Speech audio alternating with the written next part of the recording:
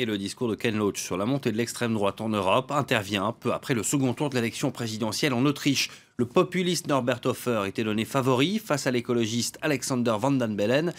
Mais pour l'instant, il est impossible de les départager. Les deux hommes sont au coude à coude, 50-50, après dépouillement de la quasi-totalité des bulletins de vote. Pour savoir qui sera président de l'Autriche, il faudra attendre lundi et le résultat des votes par correspondance. Margot Subra-Gomez. Quelques 6,4 millions d'Autrichiens appelés aux urnes pour un scrutin déjà historique. Les bureaux de vote ouvrent à 7 h. Les premières estimations sont d'ordinaire publiées l'après-midi. Oui, mais cette fois, l'égalité est parfaite. Le dépouillement des derniers bulletins sera décisif. C'est très difficile de dire qui va l'emporter. C'est exceptionnel. Cela faisait longtemps qu'une élection n'avait pas été aussi passionnante. Et pour cause, les candidats présents au second tour sont dans un mouchoir de poche. Le nationaliste Norbert Hofer, arrivé en tête, n'est désormais plus assuré de remporter le scrutin. Son rival, Alexander Van den Bellen, soutenu par les écologistes, vote aujourd'hui avec le sourire. Un temps plombé par l'absence de front républicain contre l'extrême droite, il bénéficie d'un sursaut d'une partie de l'électorat. C'est terrible ce qui pourrait se passer. Je suis stressée. J'ai mobilisé tous mes amis pour aller voter. Je ne peux même pas croire que je sois venue si tôt. Mais la crise migratoire est passée par là. 90 000 réfugiés ont demandé l'asile à l'Autriche en 2015. Le candidat populiste a largement fait campagne sur cette question. Alors sa présence au second tour n'inquiète pas tous les électeurs. Ça peut arriver, un basculement vers l'extrême droite.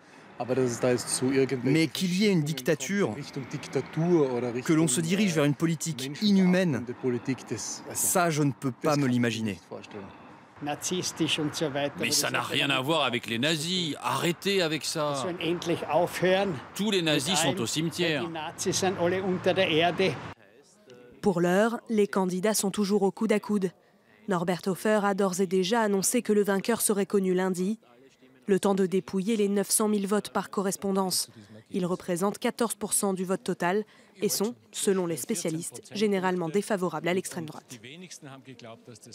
On prend la direction de Vienne et de notre invité Alexander Emanuelli, président de la LICRA en Autriche, la Ligue internationale contre le racisme et l'antisémitisme. Monsieur Emanuelli, on imagine d'abord que vous redoutiez une victoire du FPO. Est-ce que vous êtes surpris par ce sursaut, ce vote en faveur de l'écologiste Alexander Van den Bellen ?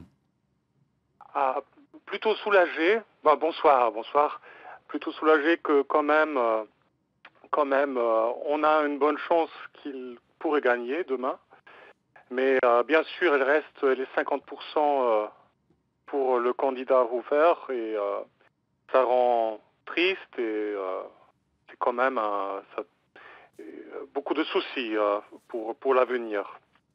Qui porte la responsabilité de la montée de l'extrême droite? C'est les partis traditionnels qui sont déconnectés de la population en Autriche, ou alors c'est un véritable vote d'adhésion d'une partie de la population au FPE? Disons, c'est plutôt difficile de répondre ça avec quelques phrases. Peut-être c'est pour un public français, c'est plutôt... on pourrait comparer ça avec la montée du parti... du Front National, maintenant avec Marine Le Pen, qui est partie de l'extrême droite et qui essaie maintenant d'atteindre comme on dit souvent, le centre de la société, le milieu, disons les gens qui ne sont pas des extrémistes. Alors c'est une politique qui essaie un peu, dans un sens postmoderne, de donner à tout le monde ce qu'il veut entendre. Donc...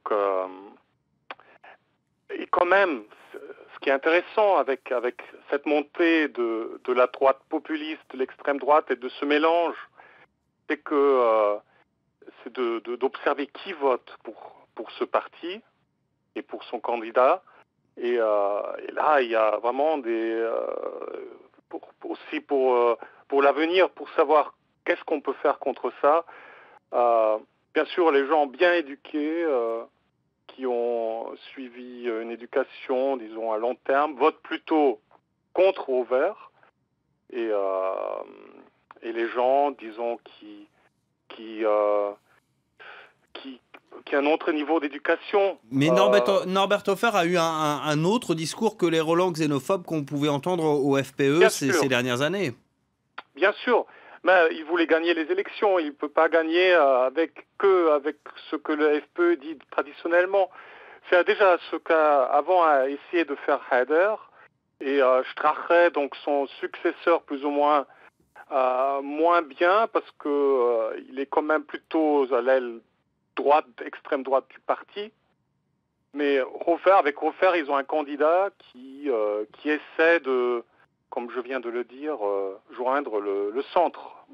Donc on peut chez lui pas parler directement d'antisémitisme, on peut rien dire de tout ça, mais quand même de ce parti viennent des codes, des sous-entendus, et donc le discours officiel est loin de là, mais oui, comme je viens de le dire, les sous-entendus sont, pour ceux qui veulent comprendre, très clairs.